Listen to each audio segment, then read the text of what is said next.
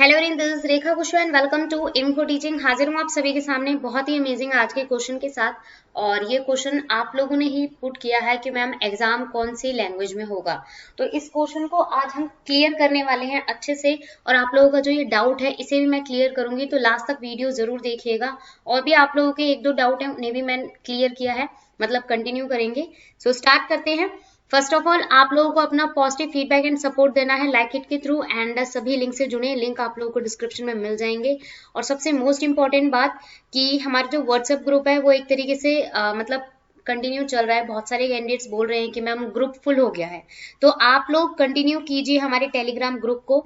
और उसका new updation मैंने यहाँ पर क्लियर कर दिया है। पहले यहाँ पर मैंने एजुकेटर फॉर यू रखा हुआ था नेम, बट वो आई थिंक बहुत सारे कैंडिडेट्स थे जो जिनको नहीं मिल पा रहा था। तो आप लोग ये नेम सर्च कीजिएगा, एम फॉर टीचिंग। ठीक है, तो ये पूरा नेम आप लोग सर्च करेंगे तो आपको मिल जाएगा। टेलीग्राम ग्रुप पर जुड़ जाइए, क्योंकि दोनों में, व्हाट्सएप ग्रुप और टेलीग्राम ग्रुप दोनों में ही एक्टिविटीज सेम होती हैं। ठीक है, सारे अपडेशंस इक्वली मिलते हैं। और फेसबुक ग्रुप आप लोगों को ज्वाइन करना है info teaching for current affairs and GK के लिए।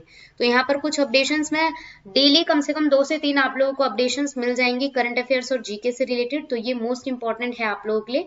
सो स्टार्ट करेंगे। चलिए, सबसे पहले तो अगर मैं बात करूं अब तक 2013 से लेकर जो मतलब कि ऑफिशियल साइट पर भी चीजें जो अवेलेबल हैं, तो 2013 से लेकर 2090 तक हमारे पास अवेलेबल है क्वेश्चन पेपर्स। ठीक है, तो जिसमें से अगर मैं बात करूं एग्जाम हमारा कौन सी लैंग्वेज में होता है, ऑलवेज इंग्लिश लैंग्वेज में हुआ है। 2013 से 2019 तक जो एग्जाम हुआ है वो हमारा इंग्लिश लैंग्वेज में हुआ है, बाइलिंगुअल नहीं हुआ है। अगर अब मैं बात करूं 2020 की, यानी कि इस साल की, आसार नजर आ रहे हैं कि अब की बार जो एग्जाम है वो बाइलिंगुअल होने के चांसेस हैं। ठीक है, चांसेस का मतलब ये नहीं है कि मैं आप लोगों को श्योरिटी दे रही हूँ, 100% श्योरिटी नहीं है, ओनली 1% श्योरिटी है कि आप लोगों का एग्जाम बाइलिंगुअल हो सकता है।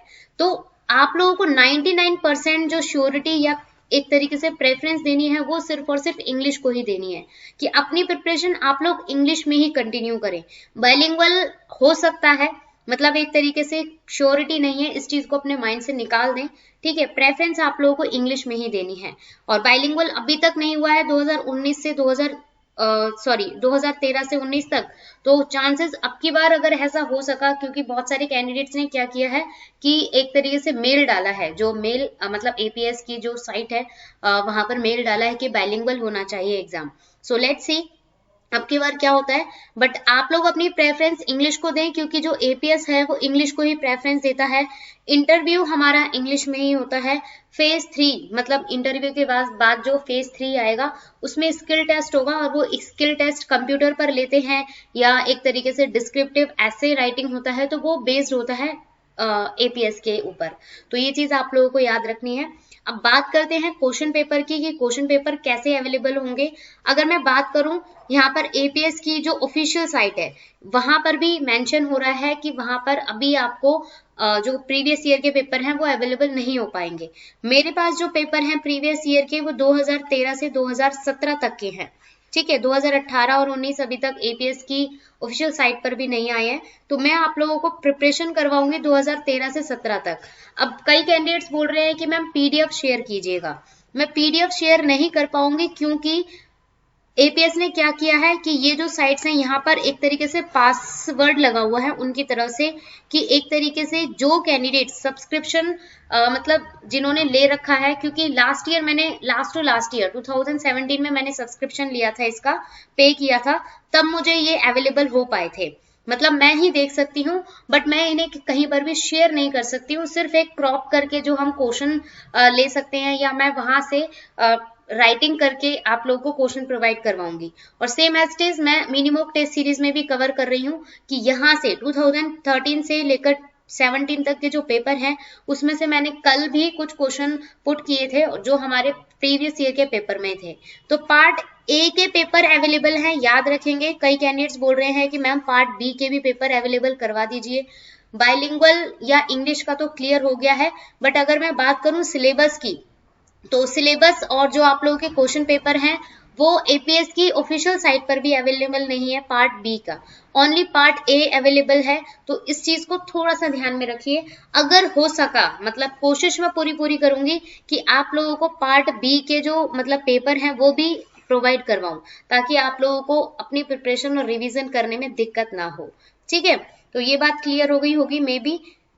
हाँ, प्रीवियस ईयर के पेपर से रिलेटेड मैंने बात कर ली है कि मैं आप लोगों को क्वेश्चंस पुट करवा रही हूँ। ऑल सब्जेक्ट की प्लेलिस्ट मैंने टेलीग्राम के ग्रुप में आज शेयर कर दी है, आप लोग देख सकते हैं। टेलीग्राम का एक प्लस पॉइंट ये है कि जो भी कैंडिडेट से ग्रुप ज्वाइन करेगा तो वो प्रीवियस चीजें देख सकता है वहां पर, तो वहां से आप लोग देख लीजिए।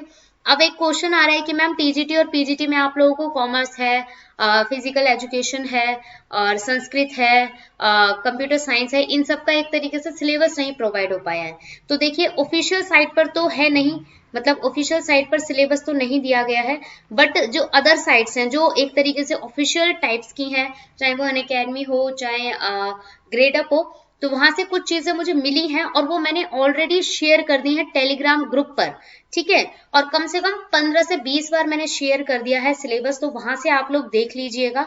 ठीक है, बार बार आप लोग एक क्वेश्चन रिपीट कर रहे हैं कि मैम सिलेबस नहीं प्रोवाइड हुआ है या सिलेबस, तो आप लोग टेलीग्राम ग्रुप पर जाइए, वहां पर ऑलरेडी मैंने 15 से 20 बार शेयर किया है सिलेबस, आप लोग वहां से देख लीजिए।